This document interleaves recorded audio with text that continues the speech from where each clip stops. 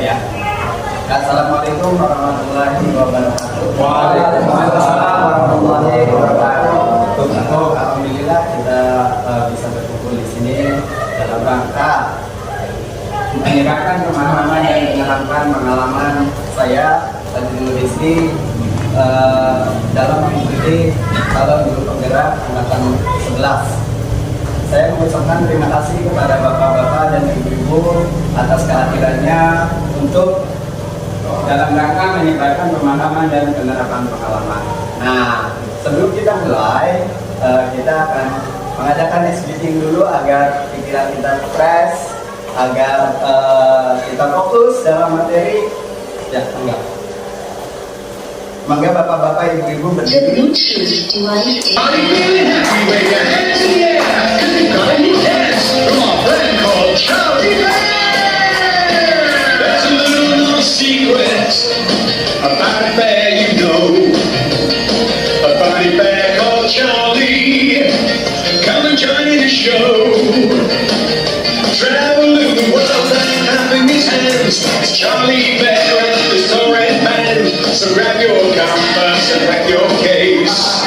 Let Charlie put a smile on your face. Flying over the mountains, swimming under the sea. Charlie ran through a jungle, back in time for tea. Swim with Charlie, because he knows the right way. So back to the best place, Darwin Holidays. Looking over a castle, it's a real cool place.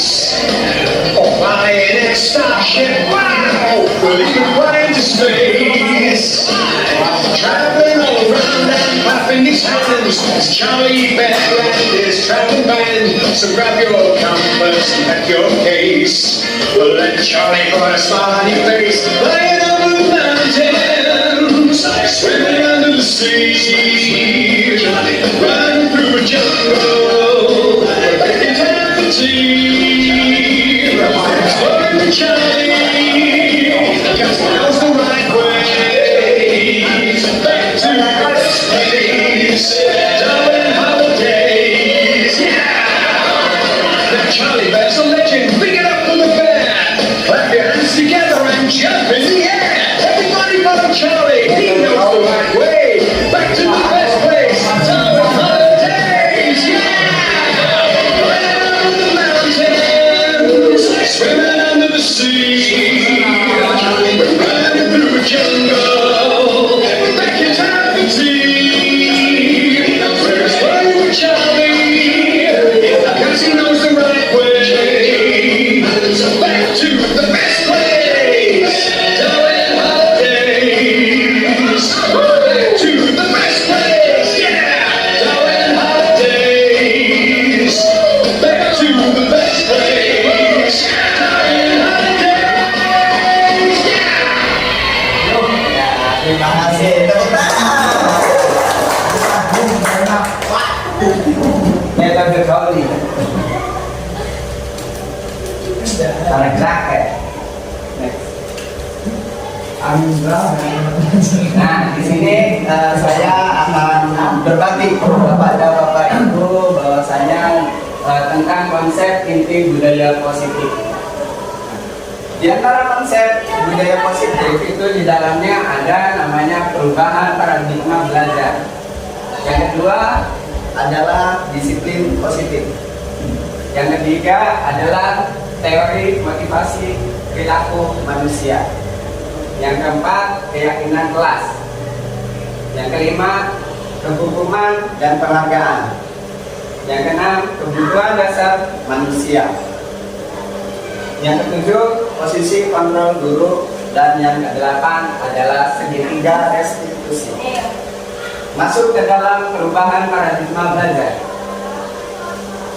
Pembelajaran dengan paradigma baru. Pembelajaran dengan paradigma baru merupakan pembelajaran yang dirancang berdasarkan prinsip pembelajaran berdiferensiasi, sehingga peserta didik belajar sesuai dengan kebutuhannya. Berdasarkan tahap perkembangan sesuai teori psikologi modern untuk mewujudkan profil pelajar Pancasila. Nah, profil pelajar Pancasila itu di dalamnya ada apa aja?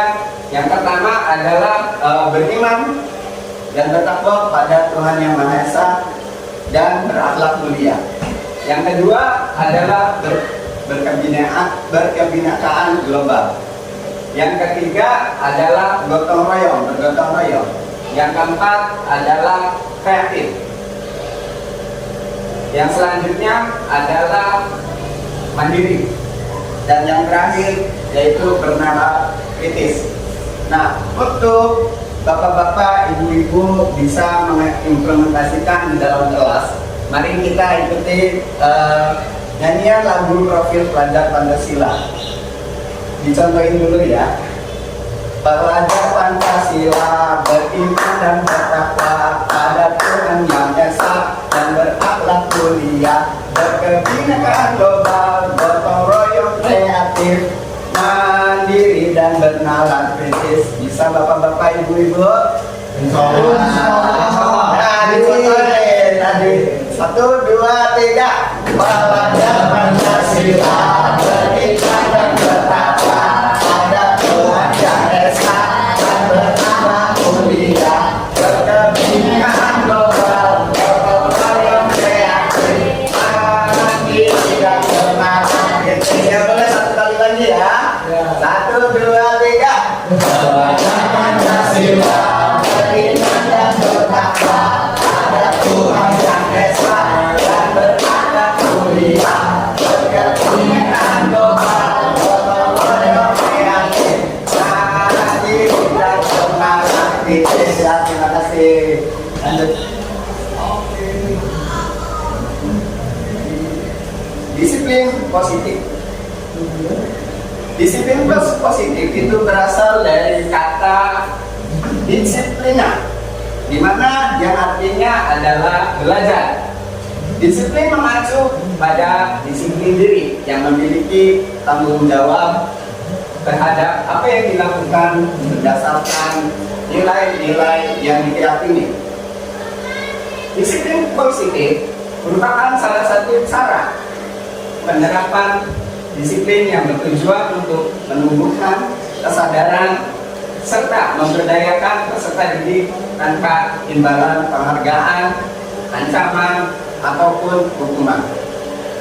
Sebagai pendidik, kita tujuannya adalah menciptakan peserta didik yang memiliki disiplin diri sehingga mereka berperilaku mengacu kepada nilai-nilai kebajikan universal dan memiliki motivasi intrinsik dalam perubahan perilaku ke arah yang lebih baik. Nah, itu.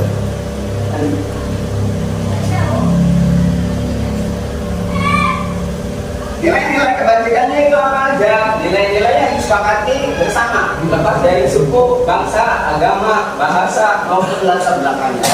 Jadi untuk disiplin positif, ini nilai-nilai kebajikannya itu adalah bebas, tidak terikat dari agama, sosial kaya, miskin, hebat, pintar, cerdas, nggak bisa baca, ya itu bebas, tidak terikat dalam itu nilai-nilai kebajikan. Seperti yang tadi diucapkan bahwasanya sekarang itu kita secara nasional itu kita bisa menuntun siswa agar bisa mengimplementasikan profil pelajar Pancasila. Yang pertama beriman dan bertakwa pada Tuhan Yang Maha Esa dan berakhlak mulia. Nah, bagaimana cara siswa itu beriman dan bertakwa kepada Tuhan Yang Maha Esa serta berakhlak mulia? Kita diimplementasikan ke pelajaran pendidikan agama Islam. Contohnya yaitu misalkan sholat duha sebelum belajar dimulai dan mengaji selama 15 menit. Nah, mengaji sekarang apa yang dicanangkan oleh guru pendidikan agama Islam, mengajinya metode kauli. Ya. Terus yang kedua, berkebinekaan global. Berkebinekaan global kita mengetahui secara luas. dari mulai budaya, dari mulai ilmu pengetahuan dan lain sebagainya. Yang ketiga, gotong royong. Jadi siswa itu harus bisa bergotong royong dalam sekolahnya, dalam di rumahnya, harus bisa berbakti sosial, bisa bergotong royong dalam tugas kerja kelompok, bisa. Nah, terus yang keempat, mandiri. Siswa itu harus mandiri, bukan makan minum sendiri, bukan. Ya, tetapi siswa itu harus berpikir, mempunyai inisiatif. Ketika guru mengasih materi, contohnya bumi. Nah, siswa itu harus bisa mengembangkan bahwasanya bumi itu bunda, bumi itu terdapat gunung, terdapat laut dan lain sebagainya. Siswa harus bisa mengembangkan dari tema satu. Ya. Terus yang keempat, kreatif. Nah, masukkan ke mandiri, kreatif. Kreatif itu siswa harus kreatif. Jadi memiliki keterampilan yang khusus, memiliki bakat yang khusus, memiliki minat dan yang khusus. Nomor 6, benar kritis. Siswa juga diharapkan untuk benar kritis. Jadi ketika guru menyampaikan di depan kelas tentang pelajaran, itu siswa harus kritis, bertanya, terus bertanya. Pak, bumi itu seperti apa? Pak, bumi itu di dalamnya ada apa aja? Nah, itu namanya bernalar kritis. Lanjut. Nah, kebutuhan dasar manusia. Kebutuhan manusia adalah segala sesuatu yang dibutuhkan oleh manusia untuk mempertahankan keseimbangan kondisi fisiologi dan psikologi yang bertujuan untuk mempertahankan kehidupan dan kesehatannya. Fisiologi itu tentang fisik, psikologi itu tentang pikiran, olah pikir, olah rasa.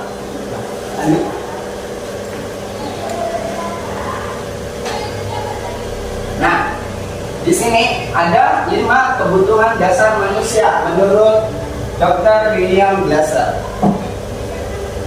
Yang pertama adalah cinta. Cinta itu penuh dengan kasih sayang, rasa sayang.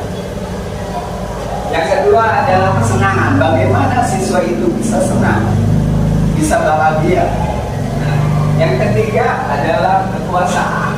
Siswa bisa menguasai apa yang dia pikirkan, apa dia lakukan. Terus kebebasan. Siswa diberi kebebasan untuk berpikir, untuk bernalar kritis, untuk mandiri. Tetapi dengan tuntunan pendidiknya, kita sebagai guru harus menuntut kepada siswa. Yang terakhir adalah bertahan hidup. Bagaimana siswa itu bertahan hidup? Apakah misalkan lapar, pengen makan, berarti harus bertahan hidup seperti apa? Beli makanan atau cari makanan ke pedagang, ya, atau masak. Itu untuk berkelangsungan bertahan hidup. Nah, di sini saya akan membagikan selembar kertas bahwasanya apa saja yang belum terlaksana dari Bapak Ibu, kebutuhan dasar yang ada di depan. Apa yang belum tercapai, ya, silakan ditulis. Kebutuhan dasar apa yang belum Bapak Ibu tercapai dari 5 kebutuhan dasar tersebut? Apakah sudah tercapai semua? Senang Pak Lima ya Pak Lima. Kan dulu istirahat. Saya dulu itu senang-senang. Ya. Apa yang Bapak Ibu belum tercapai dari 5 dasar kebutuhan manusia ini? Atau sudah tercapai semua? Tinggal tulisin sudah tercapai semua. Nah, tadi kita Untuk ini untuk siswa ya. Kebutuhan dasar Bapak Ibu, bukan siswa, tapi Bapak Ibu. Oh, ya, Bapak Ibu. Bapak Ibu. Kalau misalkan belum tercapai tentang bertahan hidup, misalkan. kalau yang tugas Ya kalau sudah ditempelkan di sini. Ya, kalau sudah tercapai semua berarti alhamdulillah. Kekuasaan. Maka berarti Berarti tercapai kalau ngambil bupati orang. Ya. Bapak Mas Ruri, hari ini apa yang kebetulannya belum terlaksana? Kebebasan, bebas dalam artian apa? Bebas dalam melakukan pilihan hidup. Bapak Kling, perkawinan. Hidup. Baik. Iya sih ya. Alhamdulillah, wes semua ya kita mantap jadi gua syukuri syukuri banget di rumah. Syukur, puas. Syukur. Kurang banget ada dulu di Alhamdulillah. itu di ini telung anu mah telung sidet mah ayo lah ya benar ya alhamdulillah. Nah kita bahas satu persatu. Maka berani menuliskan kekuasaan. Nah, kekuasaan seperti apa yang sehingga bisa pada berani tercapai? Ini menjadi sesuatu yang menjadi orang gitu loh, orang yang berkuasa atau yang bertahta. Ya kalau dalam keluarga kan sudah ya, jadi bisa saja nanti jadi Pak Camat atau jadi bupati itu kekuasaan yang belum dapat saya laksanakan. Luar biasa. Kepala dinas ya, Ya luar biasa saya. Sudah? sudah. Ya luar biasa ya. Pada persiapan yang dilaksanakan mungkin ingin jadi Pak Camat atau bupati ya. Nah, kita dulu. Selanjutnya di sini ada Pak Dawindra Mas Rudi tentang kebebasan. Nah kebebasan seperti apa yang Bapak inginkan? Saya ingin bebas, bisa kesana enak, kesitu enak. Ya. Enak dalam artian apa? Ya kawin mandi kawin. Oke siap. Tetap. Ya. Oke. Terus ini Pak Indra cinta. Yang Cinta yang seperti apa? Pak Indra Ayo Pak Indra, yang belum tercapai cinta yang seperti apa? cara seperti Ya. itu. Ah ya. Berarti nikah ya. Semoga Pak Indra seperti kita ya. Amin. Lalu Pak Data, alhamdulillah sudah semua. Berarti sudah tercapai sempurna itu ada dasar manusia. Yang penting kita syukuri. Alhamdulillah. Selanjutnya di sini ada yang cinta siapa ini Pak Manang ya. Cinta yang seperti apa Pak Manang?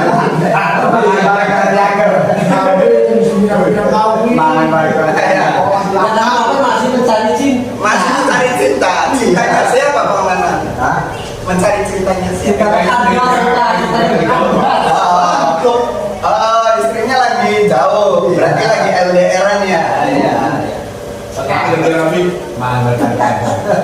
Selanjutnya Pak Eka Nur Andrianto ya sudah semua tapi masih menyesuaikan yang ideal. Nah yang ideal itu seperti apa? Yang sesuai dengan harapan saya dan harapan Tuhan. Harapannya apa Pak? Harapan saya ideal bisa sesuai dengan harapan Tuhan lainnya. Banyak harapan. Yang penting jangan harap-harap cemas ya. Di sini ada Ibu kita ya, sama Ibu Un. Ya sama-sama kebebasan. Nah, Ibu Un kebebasan seperti apa yang diinginkan Ibu Un? Kurang-kurang. Yang ini apa? Oh jalan-jalan. Iya banyak duit, banyak uang ya. Amin. Semoga terlaksana ya Bu ya. Coba Ibu kita kebebasan seperti apa ya? Giling kemana Bu? Kemana aja? Yang pentingnya kayak undangan gak apa-apa. Ya, kalau dari rumah ke sekolah giling bukan? Giling. Tapi kan kalau misalkan tujuan ya. Oke. Kedua. Beda tujuan. Ya, ya. Oke, terima kasih. Semoga bapak-bapak, ibu-ibu tercapai dengan harapan-harapan yang bapak-bapak, ibu, bapak-bapak dan ibu-ibu diinginkan ya. Amin. Tidak boleh ayo. Pada berani jadi bupati. Amin ya Allah. Oke, wakil. Wakil saya mah. Di sini ada motivasi perilaku manusia.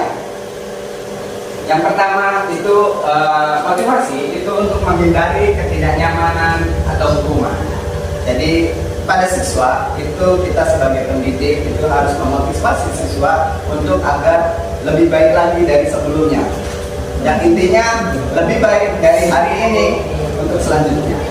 Yang kedua untuk mendapatkan imbalan dari orang, penghargaan dari orang lain. Nah, boleh motivasi. Gimana caranya kita?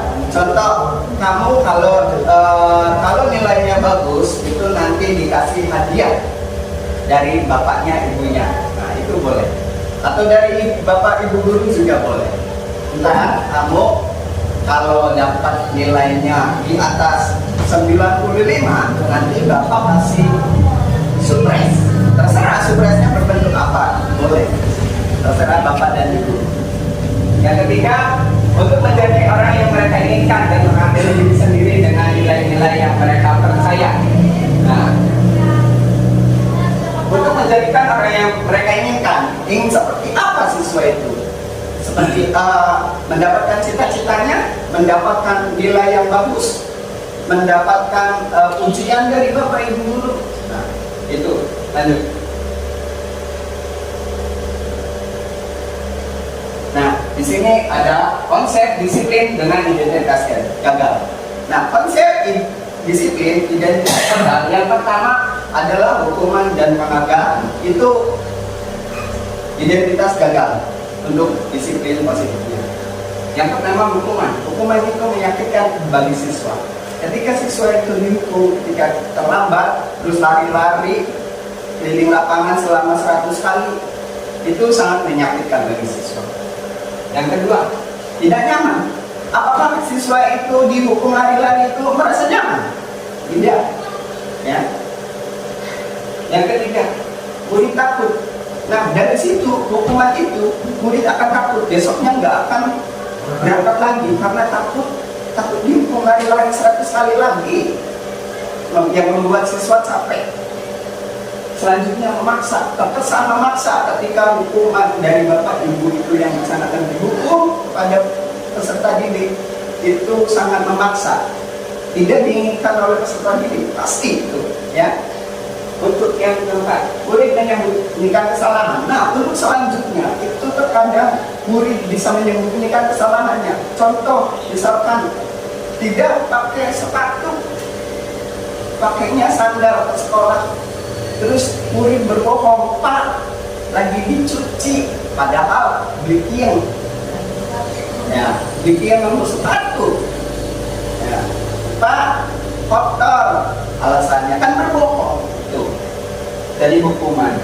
Murid menjadi rendah diri, jadi mendengar, ya, mendengar duri-duri, lagi dihukum, terus kepercayaan diri mereka itu rendah, jadi down, gitu ya. Percaya diri sudah meningkat, pasti dong. Itu ketika bapak ibunya dihukum. Untuk penghargaan itu menurut konsep disiplin itu identitas yang gagal. Karena apa? Karena tidak efektif. Jadi tidak berkelanjutan. Siswa itu ketika dikasih penghargaan akan rajin, tetapi ketika tidak dikasih penghargaan mereka tidak akan rajin. Karena apa? Karena yang mereka harapkan itu kita pengen oleh hadiah, kita pengen oleh piala, kita pengen oleh. Nah, ketika tidak ada itu semua, maka siswa itu tidak akan belajar dengan dia, belajar dengan rajin, tidak akan. Selanjutnya, terus merusak hubungan. Merusak hubungan, di sini merusak hubungan itu antara teman. Teman itu akan iri, saling iri. Oh, jika nilai Z, nilainya bagus, oleh piala, pasti yang nggak nilainya bagus akan iri, akan dia bagus. Padahal itu sebagai motivasi, tapi dalam konsep disiplin itu identitas gagal. Yang ketiga, mematikan kreativitas. Jadi kreativitas anak itu akan tertutup ketika diberi penghargaan. Nah, besok bisa baca halaman sekian. Nah, sebenarnya kreativitas anak halaman selanjutnya juga bisa dipelajari, tapi karena bapak dan ibunya kasih penghargaan di halaman tersebut, maka siswa akan fokus di halaman tersebut saja karena ingin dapat pialanya di halaman tersebut, ya. Jadi menutup kreativitas anak. Terus menghukum dengan sistem ranking. Nah, di dalam ranking juga itu akan membuat siswa yang lainnya itu down ketika ranking, walaupun anak tidak bisa dalam sistem ranking, pasti berarti yang lebih tinggi nilainya, lebih cerdas IQ-nya, ya. Dan selanjutnya berapa hak menghargai dirinya. Jadi tidak akan berharga buat dirinya ketika ada melaksanakan sesuatu diberi penghargaan, tidak ada harga dirinya sebenarnya. Walaupun ya kita itu ingin motivasi, ya, dalam konsep disiplin dengan identitasnya itu tidak. Nah, bagaimana identitas yang sukses itu seperti apa, Bapak Ibu? Seperti ini. Yang pertama adalah konsekuensi dan restitusi. Bagaimana konsekuensi? Yang pertama, penguatan jangka pendek, itu konsekuensi. Yang kedua, perlu monitoring berkelanjutan, terus dituntun murid sehingga dapat lebih baik lagi. Selanjutnya, menstimulus, memancing siswa agar lebih kreatif, agar lebih mandiri lagi. Selanjutnya, murid menghormati peraturan. Nah, ketika ada konsekuensi, itu murid peserta didik itu akan menghormati peraturan, karena peraturan itu disepakati oleh kelas. Yang ketiga, kehilangan waktu untuk merenungi kesalahan. Nah, kalau konsekuensi itu siswa tidak akan merenungi apa ya kesalahan kita, apa ya yang telah saya lakukan, benar apa enggak. Nah, itu merenung. Sedangkan restitusi, murid bertanggung jawab atas perilakunya. Nah, pada restitusi itu murid akan bertanggung jawab atas apa yang dia laksanakan, apa yang dia perbuat, itu akan bertanggung jawab di dalam restitusi. Yang kedua, fokus pada pemecahan masalah jangka panjang. Nah, di dalam restitusi itu siswa akan menyadari bahwasannya ya, kalau kita berbuat seperti ini, kedepannya akan begini, beresiko, resikonya seperti apa. Yang ketiga, murid menghormati dirinya dan orang lain. Nah, dari itu restitusi itu muridnya akan menghormati dirinya dan orang lain. Kenapa bisa menghormati dirinya dan orang lain? Karena bisa mengeluarkan undang-undang, bisa mengeluarkan hatinya. Oh ya, kita sadar dari hati kita sadar bahwasanya kita berperilaku mencuri itu tidak baik. Nanti kalau mencuri itu akan dihukumnya ini, gitu, dan lain sebagainya. Lanjut, teori kontrol. Yang selanjutnya, murid bersemangat memperbaiki kesalahan. Nah, kedepannya pasti kalau misalkan kita sebagai pendidik melakukan restitusi, itu siswa itu akan memperbaiki kesalahannya. Misalkan sehari ini terlambat, besoknya makin rajin berangkat. Lanjut. Nah, apa itu restitusi? Proses yang diciptakan bagi murid untuk memperbaiki kesalahan mereka sehingga mereka bisa kembali pada kelompok mereka dengan karakter yang lebih kuat. Itu Gosan pada tahun 2004. Selama ini, sebelum saya mengikuti pendidikan calon guru penggerak, saya belum tahu tentang pendidikan pengertian restitusi ini. Seperti apa restitusi itu, bagaimana cara mengimplementasikannya, seperti apa itu saya belum tahu. Dan saya pendidikan calon guru penggerak, alhamdulillah di angkatan 11 ini saya terpilih dan mengikuti pendidikannya. Dan saya mendapatkan materi-materi tentang restitusi yang sekarang hari ini saya berbagi kepada Bapak dan Ibu sekalian. Lanjut. Ciri-cirinya seperti apa restitusi itu? Yang pertama, bukan untuk menebus kesalahan, namun untuk belajar dari kesalahan. Jadi tidak untuk menebus kesalahan, tapi untuk belajar dari kesalahan. Jadi kita hidup itu ketika kita mempunyai kesalahan itu pasti belajar agar lebih baik lagi ke depannya. Yang kedua, memperbaiki hubungan dengan temannya, dengan gurunya, dengan orang tuanya, dengan masyarakat sekitar rumahnya. Terus tawaran bukan paksaan. Jadi untuk restitusi itu menawarkan kepada siswa, bukan memaksa. Jadi gimana ya, apa yang kamu lakukan untuk memperbaikinya tadi ya, itu restitusi. Refleksi yang selanjutnya, restitusi menuntut untuk melihat ke dalam diri. Nah, jadi unek-uneknya bisa keluar. Jadi nggak berbohong. Dari hati ke hati bicaranya.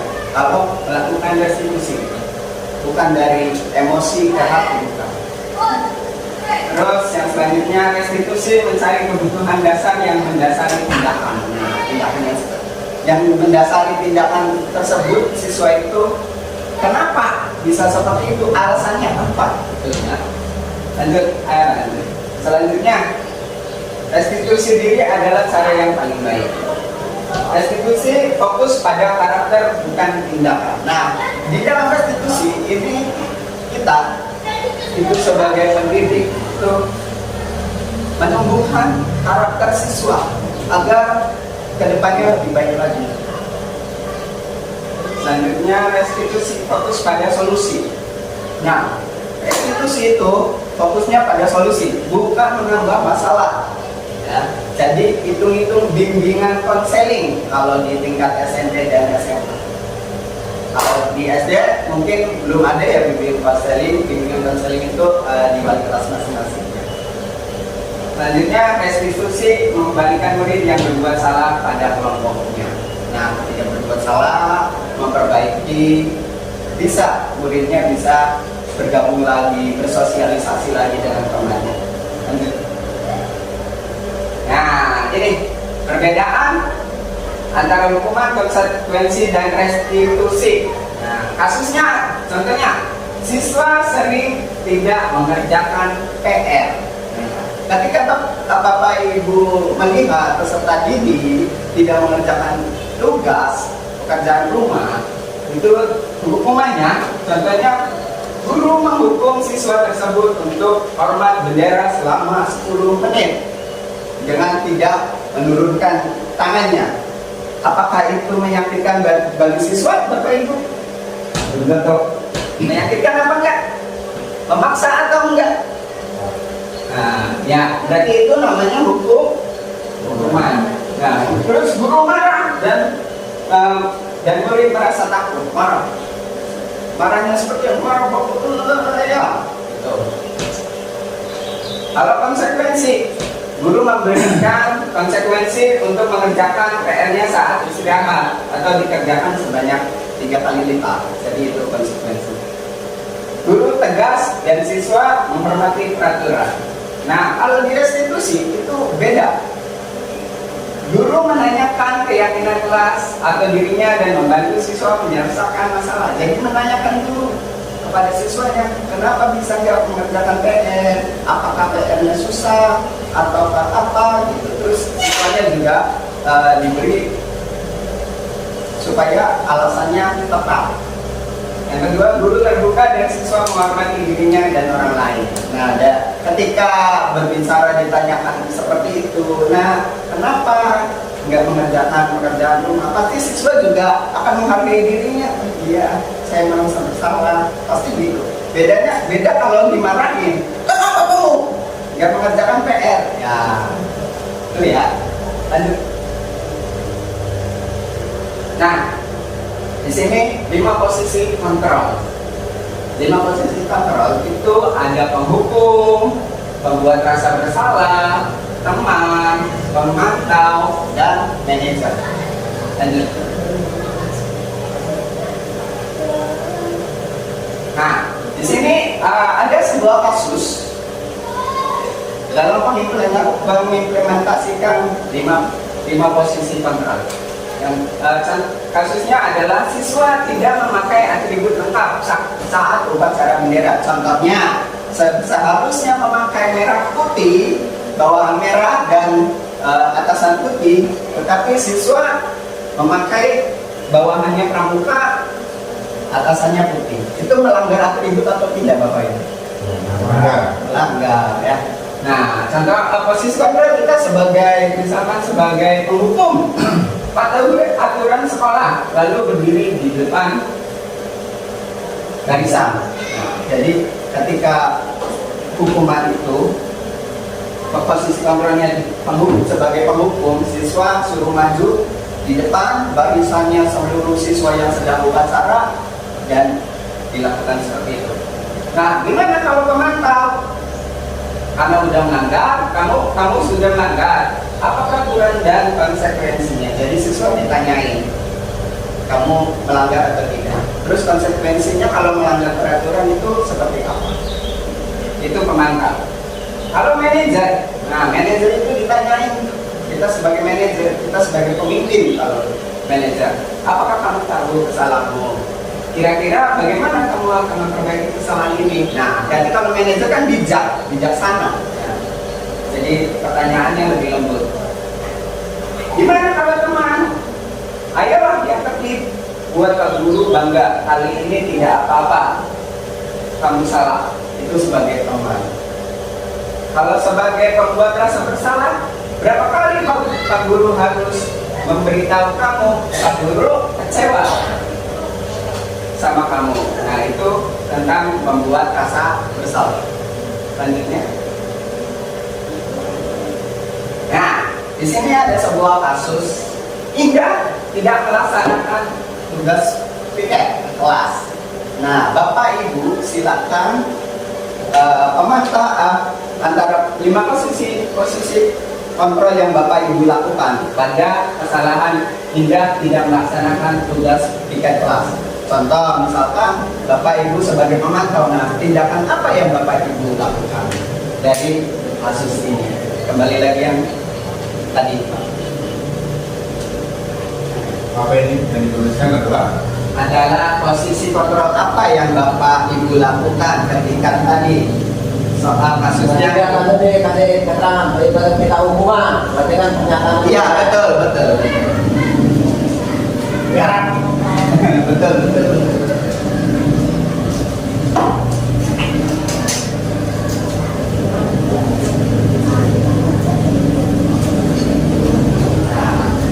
kasusnya tadi tidak apa tadi? Dan tidak melaksanakan tugas piket kelas.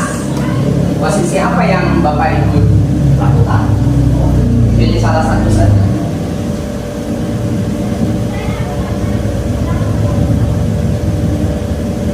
Tidak melaksanakan piket kelas.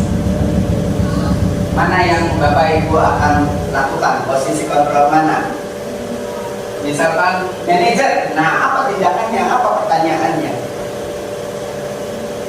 siapa namanya? Contohnya ini, Indah, tidak mengerjakan tugas piket. Indah bacanya, wih keren sekali, kerjanya suka sekali ya. Sangat pintar ya. Iya.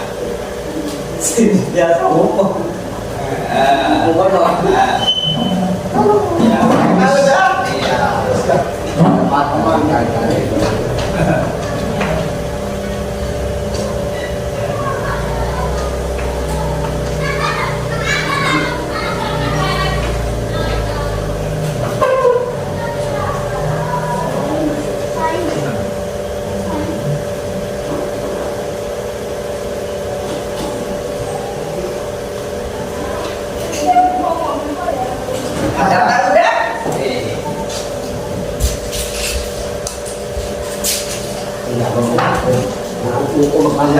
Gampang. Silakan kamu berdiri. Alhamdulillah. Alhamdulillah. Nggak mau bom, gampang mau. Sudah beli tiket, udah mau disambungkan guys. Bersih kok. Di tengah, Ya udah, berarti udah semua. parah dulu. Oh, tekan, beli dong.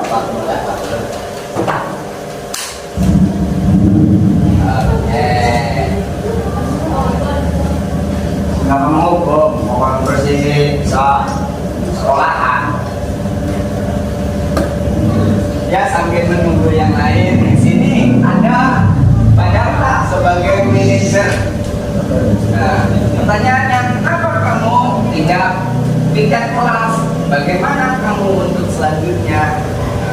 Ya, selanjutnya di sini ada. Ini punya siapa? Belum ada mamanya. Bukan, belum ada posisi kontrolnya. Ya, sebagai apa posisi kontrolnya ya? Nah, di sini ada pembuat rasa bersalah. Indah, berapa kali ibu bilang kamu piket hari ini? Ya. Terus ada lagi hukuman. Indah, kamu harus membersihkan kelas sendirian. Nah, tuh. Ada lagi yang sebagai teman, ayolah jadwal sudah dibuat, dilaksanakan dengan baik untuk kebaikan kita bersama. Ada lagi sebagai teman, ayo Indah, piket dong, yang lain piket, semua loh piket ya. Ya. Ada lagi satu lagi sebagai apa? Posisi kan boleh ditempel kan? Jangan lupa ditempel. Ya. Baik, terima kasih. Iya. Sebagai pemantau, kenapa Indah tidak piket hari ini? Bagaimana selanjutnya? Oke, terima kasih Bapak Ibu. Terima kasih posisi kontrolnya sudah ditempelkan di dalam kelas. Oh, ada yang belum? Pemanan yang belum. Maka Kemana mah dulu masih ditunggu ya orang pulpen dari barangan mah. Pemburu beli, pulpen ya. Oh, pulpennya pemburu pembeli. Uang paten enggak pemanen.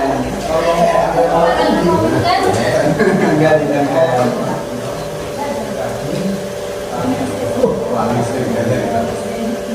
Ya, terima kasih.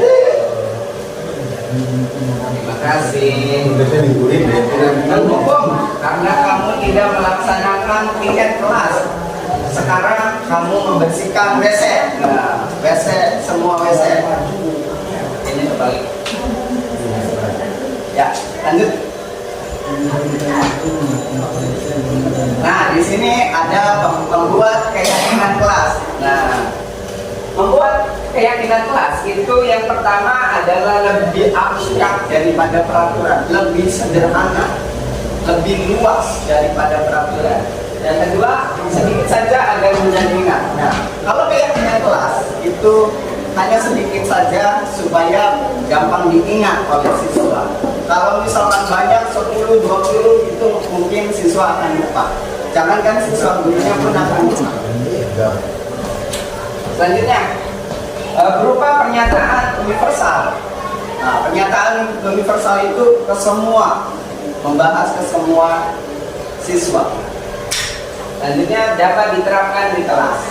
Kalau misalkan di kelas itu namanya keyakinan kelas. Kalau di sekolah berarti keyakinan sekolah. Pinter. Yang selanjutnya bersedia meninjau kembali keyakinan kelas dari waktu ke waktu. Nah, ketika ada misalkan harus diperbaiki, boleh. Keyakinan kelas itu pada pertengahan boleh diperbaiki, boleh. Dibuat dalam bentuk positif. Nah, yang ini positif, jadi jangan melarang. Benar. Jangan membuang sampah sembarangan. Jangannya dihapus, tapi buanglah sampah pada tempatnya. Selanjutnya, semua warga kelas hendaknya ikut berkontribusi dalam pembuatan keyakinan kelas. Jadi semua siswa yang ada di kelas tersebut itu berkontribusi melaksanakan peran, melakukan peran Nah, ini contoh keyakinan kelas 4. Yang pertama adalah jujur. Siswa itu diharapkan untuk jujur dan tidak bohong. Minimal jujur. Yang kedua adalah bertanggung jawab.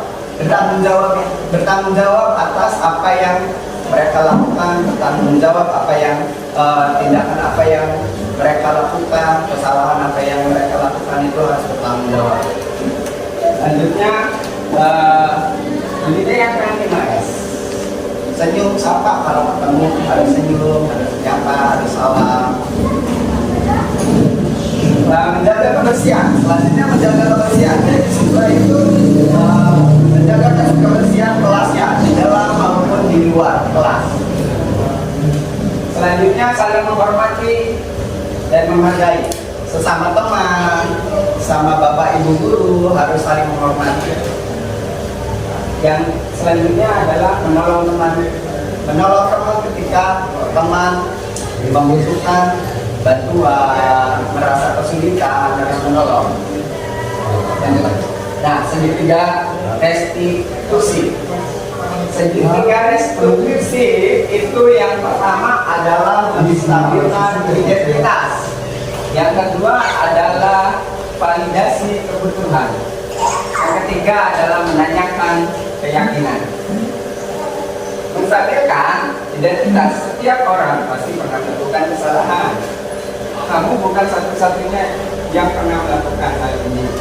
Atau di dalam validasi kebutuhan, contoh pertanyaannya adalah, adakah cara yang lebih efektif untuk mendapatkan apa yang kamu butuhkan? Yang kedua, kamu tentu punya alasan mengapa melakukan hal ini. Itu validasi kebutuhan atau validasi tindakan yang salah. Ya. Menanyakan keyakinan, contohnya nilai-nilai apa yang telah kamu sepakati. Kamu ingin menjadi orang seperti apa?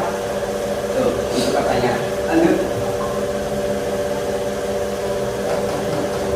Nah, contoh kalimat yang lebih banyak lagi. Menstabilkan identitas. Berbuat salah itu tidak apa-apa. Tidak ada manusia yang sempurna.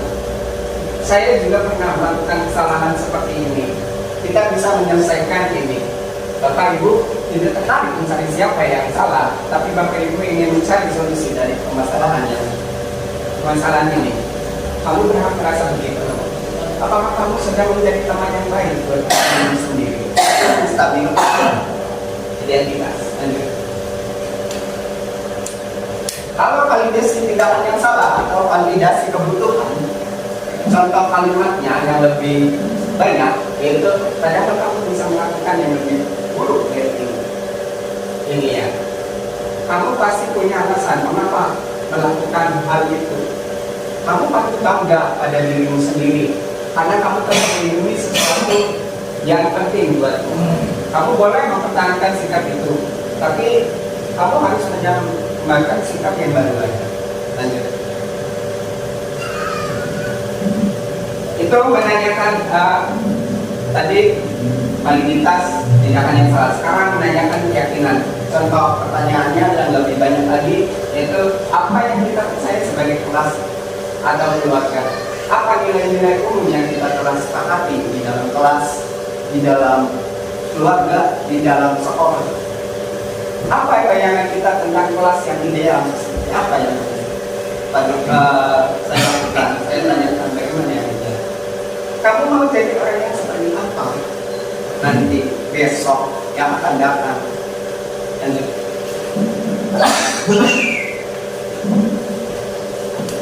Ya. Sekarang kita mencari kelompok, satu kelompok saja, tapi caranya menyanyi. Nah, contoh itu ya. Marina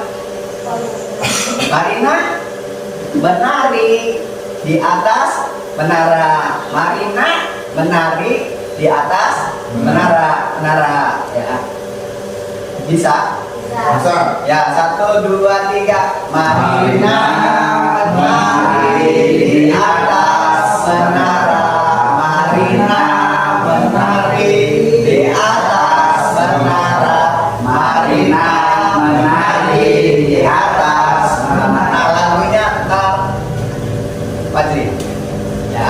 saya yang menyanyikan, Bapak Ibu yang melakukan. Misalkan saya menari berarti ini. Kalau di atas ini. Kalau menara ini. Jangan menara kayak gini ya. Oke. 1, 2, 3. Marina menari di atas menara menari. Ulang. Ya, kalau salah nanti bantu ya. Oke. Marina menari di atas menara, di atas menara. Marina, mau dibantu satu. Satu orang lagi ya, bagus. Satu orang lagi untuk melaksanakan segitiga eksekusi. Oke, satu lagi. 1, 2, 3. Marina menari di atas menara, di atas menara. Mereka di atas menara. Di atas menara. Oke, ya. Ulangi. Marina menari di atas menara, di atas Marina menara. Ih, bener bos. Wah, memang bisa lagi ya.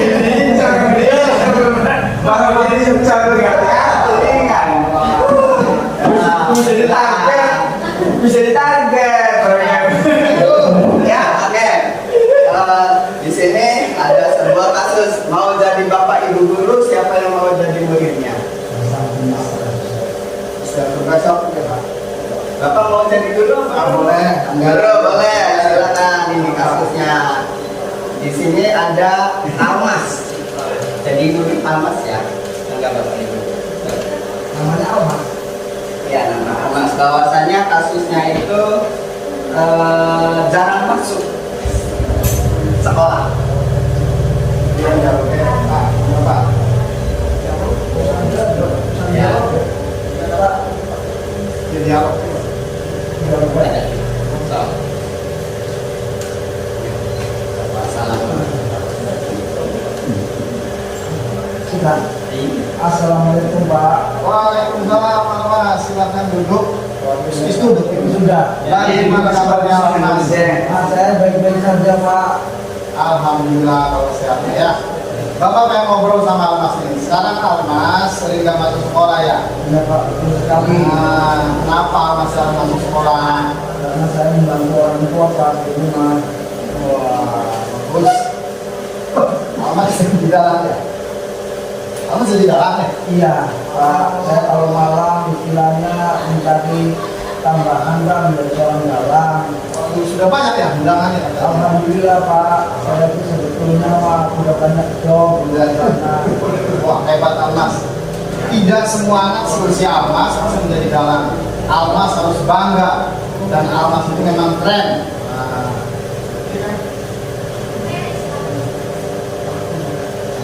Alhamdulillah Pak. Oke, di sini Almas sudah punya kelebihan ya, bisa dalang. Kemudian juga sudah dikenal banyak orang. Namun Almas ada hal yang harus diperhatikan, yang Almas harus paham bahwa tujuan Almas sekolah di SDN Gajah Mungil ini apa coba? Menuntut ilmu Pak. Iya betul. Belajar untuk menuntut ilmu. Nah ini Almas. Untuk hari ini Almas sudah paham kan ya? Jadi tujuan Almas ke sekolah di sini adalah menuntut ilmu untuk belajar. Tapi oleh karena itu, untuk kedepannya Almas pasti sibuk, betul, karena undangan dan lain sebagainya. Bagaimana ini? Solusinya bagi Almas kira-kira supaya jalan dua-duanya atau gimana? Menurut buat Almas. Begini Pak, nanti untuk kedepannya saya akan mengurangi saya Pak, supaya saya tidak terlambat untuk sekolah Pak, dan juga nanti saya akan usahakan lagi semaksimal mungkin Pak hadir datang ke sekolah Pak. Alhamdulillah, itu merupakan solusi yang baik ya. Artinya kalau dulu juga tidak akan lulus bakat dari Almas, tapi Almas juga punya kewajiban sebagai siswa di sini. Nah, Almas sekarang sudah berjanji untuk bisa tanggung jawab. kemudian untuk bangun pagi, nah, kemudian manggungnya juga disesuaikan. Nah, jadi jangan sampai nanti sekolahnya kalah gara-gara manggung. Nah, apakah menurut Almas itu baik? Ya Pak, karena dan juga sebetulnya pusat kesehatan saya sendiri Pak. Dan nanti Pak, saya tuh istilahnya jadinya akan dikurangi Pak. Nah, kita kan sudah punya keyakinan kelas nih. Apakah sudah sesuai dengan keyakinan kelas yang sudah dibuat untuk masuk terus atau gimana itu? Sudah Pak, saya siap akan menjalankan. Tidak bagus ya, tidak sesuai dengan keyakinan kelas ya. Nah, jadi tugas utama Almas itu adalah sebagai pelajar adalah belajar. Jika Almas sekarang bisa menjadi garang, itu adalah bonus yang harus disyukuri oleh Almas. Ke depannya harus begitu. Dan ke depannya juga Almas harus bisa jadi pandai juga mengatur waktu agar bisa seimbang antara hobi dan belajar. Terima kasih Almas sudah mau ngobrol. Udah boleh sekarang Almas berangkat. Terima kasih teman. Terima kasih banyak.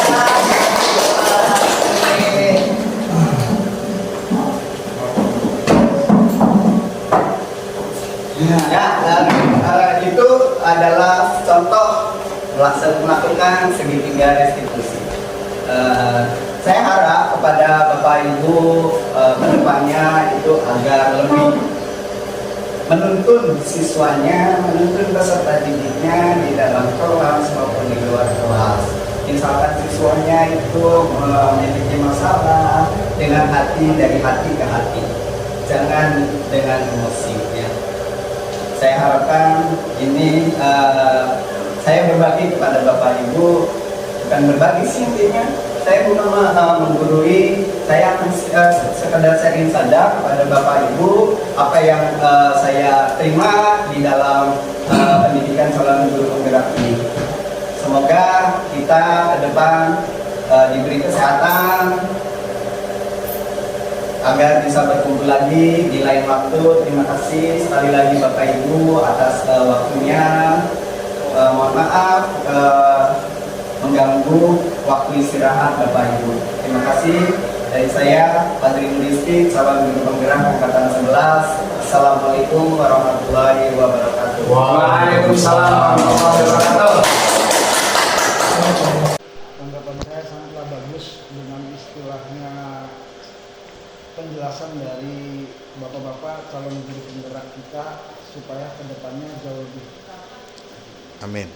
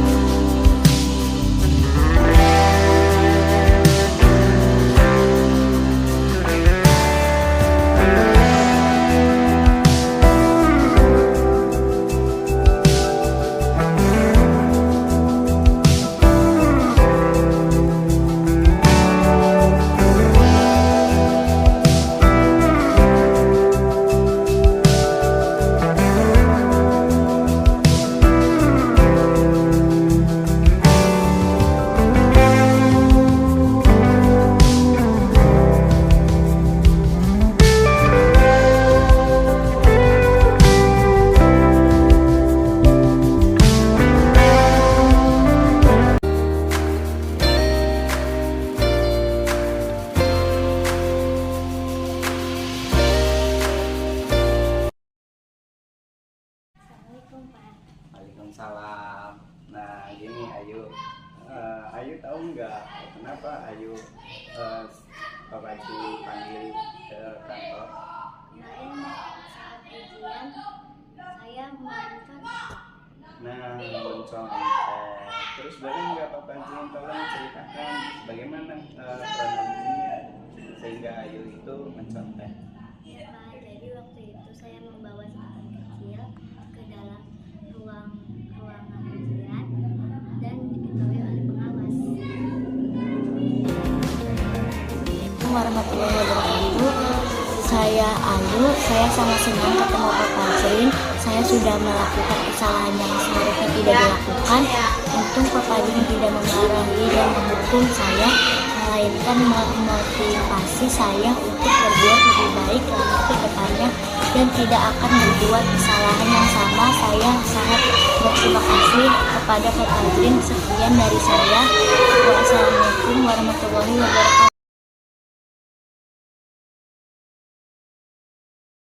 Assalamualaikum warahmatullahi wabarakatuh.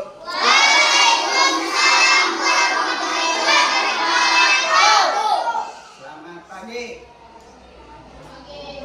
Selamat pagi. Belajar Pancasila.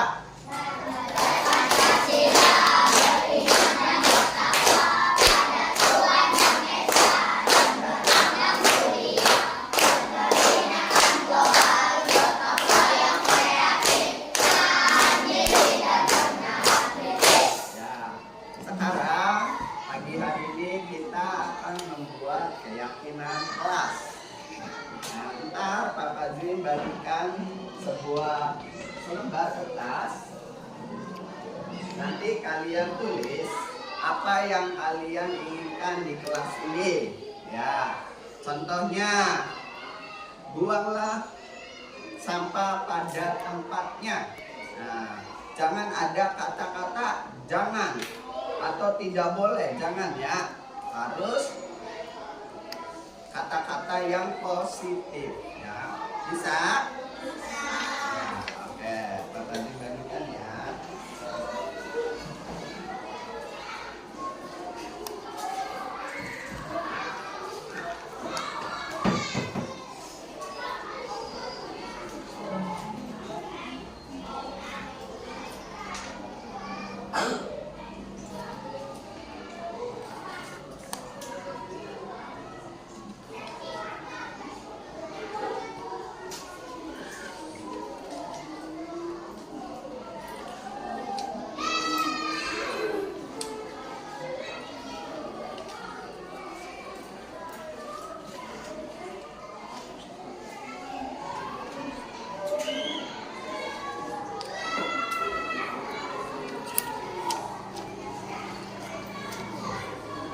Tulis bisa.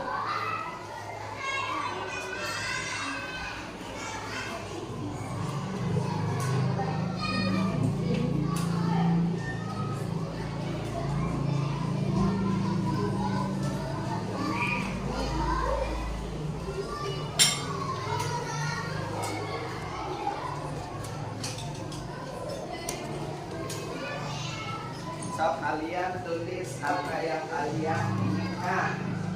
Ya, kata-katanya tidak boleh kata-kata.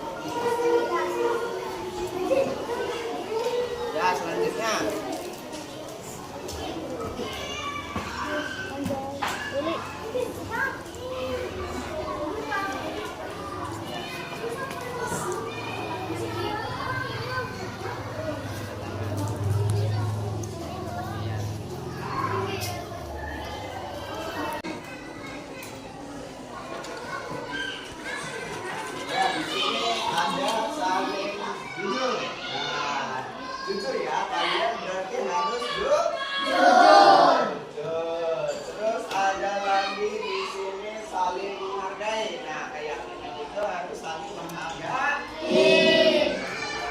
Terus ada lagi di sini membuang sampah di tempatnya, berarti menjaga kebersihan. Ada lagi di sini sopan santun.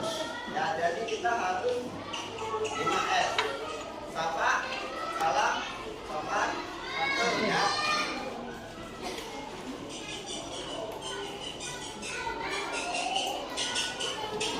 Ya, ini adalah keyakinan jadi harus disepakati nanti kalian tanda tangan nama dan tanda tangan ya. Oke, stop dulu.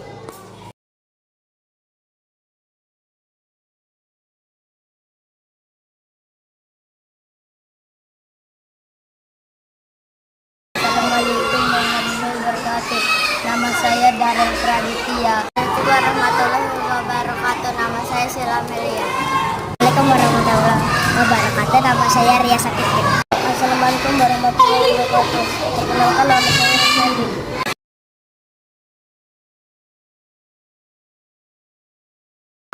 Saya sangat senang, sangat bahagia. Saya sangat luar biasa. Saya sangat semangat.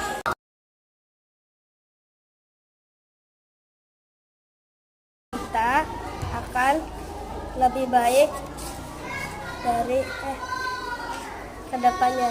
Kita akan lebih bersemangat lagi kedepannya di dalam kelas.